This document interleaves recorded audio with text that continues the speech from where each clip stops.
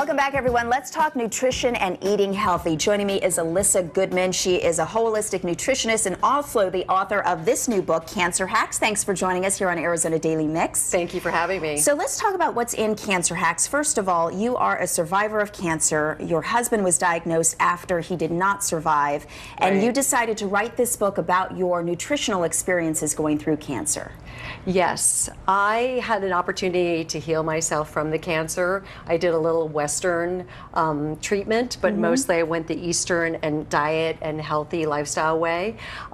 He didn't go that same direction. So the book is really about both of our stories in terms of what we did right, what we did wrong, and all the things that give us cancer. Not just one thing in particular gives us cancer. So that's why you named it Cancer Hack. Yes. What would you describe as a cancer hack?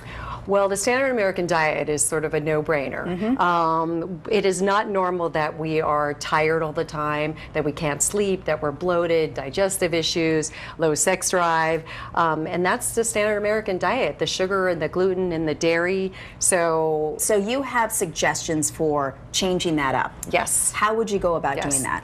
Well, first and foremost, I would take out the sugar and the gluten and the dairy, try to limit it, limit the animal protein. We eat way too much. So once a day is my suggestion. I'm an 80-20 girl. I'm very flexible. Yeah, what is that? It's like eating as clean as possible and organic 80% of the time, and lots of veggies and lots of fruit and real food. And then 20% of the time, if you want to have French fries or a burger or a glass of wine, go for it. And by the way, when you talk about these cancer hacks, we're not just talking about somebody who's dealing with cancer, but really detoxifying our body so that if we are faced with a health challenge, we're able to physically deal with it. You also talk about a potential hack being an imbalanced gut. What does that mean? That is a big one. Most of my clients that come in to see me have digestive issues.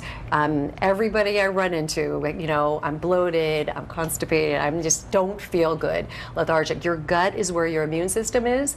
It is where your happiness is. It's where you're really, if you don't have the balance of good and bad bacteria, you can't lose weight. It's our second brain, and our intuition is there. So how do we go about dealing with that? Yes, so the probiotic is the first route. I am a big believer in getting more beneficial bacteria into the gut.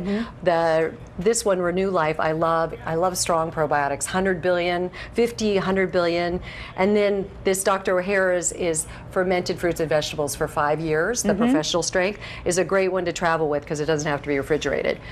Good to know. I add in probiotic foods and fermented foods. The natural probiotic in the food we eat. Live food. Coconut kefir this is from Phoenix, and it's a fermented coconut drink, live beneficial bacteria. And would you add that to something you're already drinking or drink it by itself? I mean, I do this detox tonic. I have a cleanse in Los Angeles, and I add it to that, but you can just drink it itself. Okay. It's fabulous. Just 4 ounces a day, twice a day.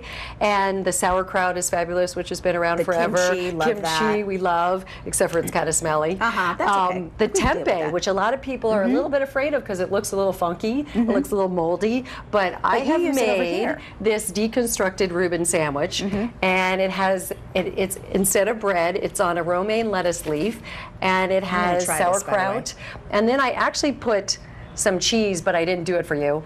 This is a probiotic cashew cheese. So it's a vegan cheese. I'm going to try this, but while I do that, I want you to talk just real quickly about how your emotional state deals with all of this. And it kind of goes hand in hand, right? Yeah, that's a big one because emotionally we suppress our emotions big time. And I feel like when we don't talk about things that are bothering us, and a lot of us have trauma and things that have happened to us in the past that it sort of goes into our DNA and our cells, and we don't let it go, it builds up and it becomes toxic. Well, that's where the toxins come from. By the way, this is delicious. Really, really good. Excuse me.